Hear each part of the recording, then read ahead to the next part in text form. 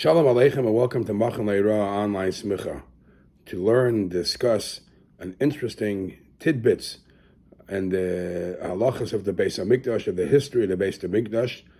We'll start with the difference that we find between the Mishkan and the two Batei Mikdashes. The Mishkan, we know, it was not destroyed. Rather, the Gemara says in Yuma, in Daf Ayin Beis Amud Aleph, it was hidden. It was placed. It's placed, put away forever. So it never got destroyed.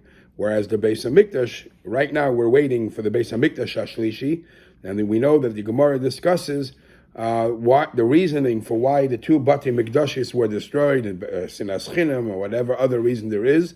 And I will soon show you that the Sephorinu brings a very interesting fact, another reason why it didn't have the quality as the Mishkan to last forever. In Malachim Aleph, Perek Vav, Pasuk Lamed Ches, it says when it came to build the Beis Hamikdash, Shlomo had, Vayihi l'Shlomo, Shlomo HaMelech had Shivim Elef Noisei Sabo, the Shmoinim Elef Chaytziv Bahar. He had 70,000 people who are carriers, who carried the stones from where they were chopped, and 80,000 people chopping the stone out of the mountain. So a total of 150,000 people were working to get the stone for the Bais Hamikdash. And you can only imagine if that part was done with 150,000 people, how many more people they needed to actually build the Bais Hamikdash and all its details. Now, this fascinating fact that they had so many people already makes a difference between how the Mishkan was built and how the Batei Mikdashis were built. For example, by the Mishkan, there were limitations who we did not take money from.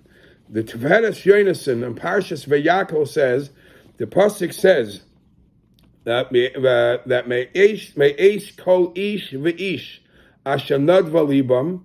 So the Tiferes Yonason writes that the Erev Rav also wanted to participate and participate and bring some donations for the Mishkan, but we didn't want any part of their money.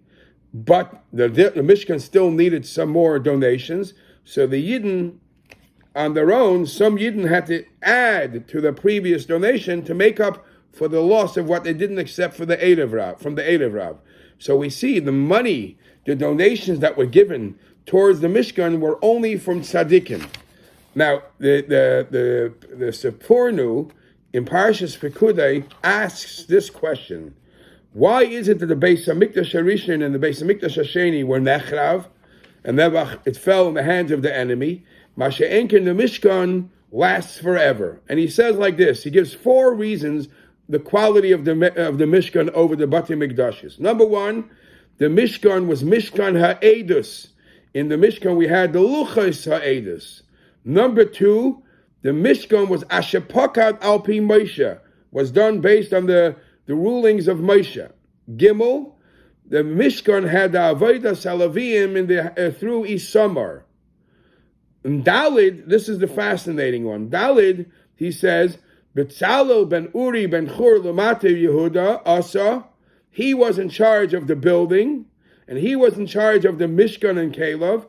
We find that the Miyuchasim v'tzadikim shebedar worked for the building of the Mishkan.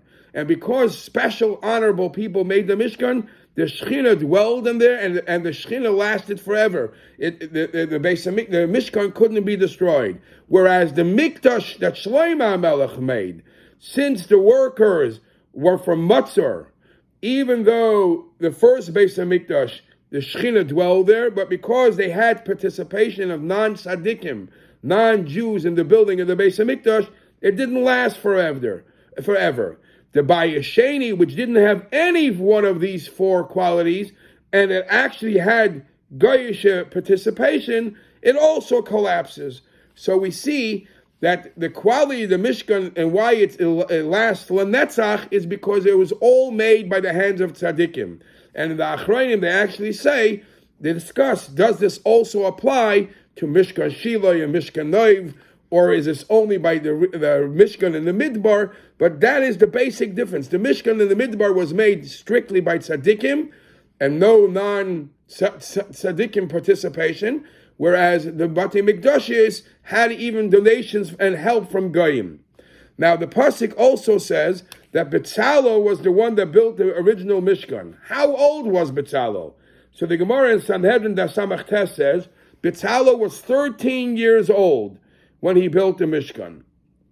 And he brings the pasuk from Ish. The pasuk says it was a Ish. The Alshich, however, says that he wasn't even 13. He was 8 years old when he built the Mishkan. And it's mashma that to build the Mishkan, you don't even have to be bar mitzvah, based on the Alshich. And it's proven from the Gemara in Shabbos and what the Rambam says, Ein mevatlan tinoika shel beis Rabbam. You are not allowed to stop children from learning to build the Bais Hamikdash, even though you might think you might need the help of the teachers. It's not referring to the children. But some say it's referring to the children, that if the children are learning, you can't stop them. But if not for the fact that they're learning, they are qualified enough to be able to participate in the work of the Bais Hamikdash.